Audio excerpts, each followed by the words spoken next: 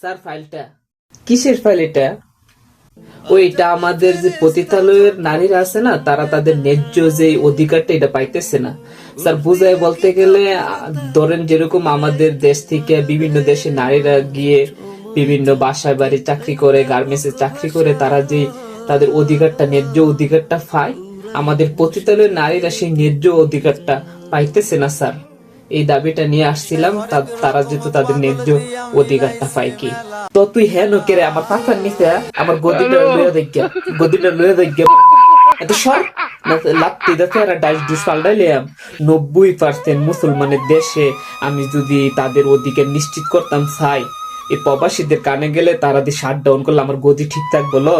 হ্যাঁ, আর এটা তাছাড়া তো মুসলমান, হিন্দু, খ্রিস্টান সব ধর্মের ভিতরে এটা একটা খারাপ কাজ।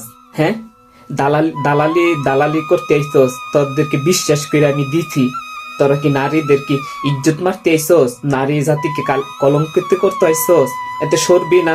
ডাইস ডুস করে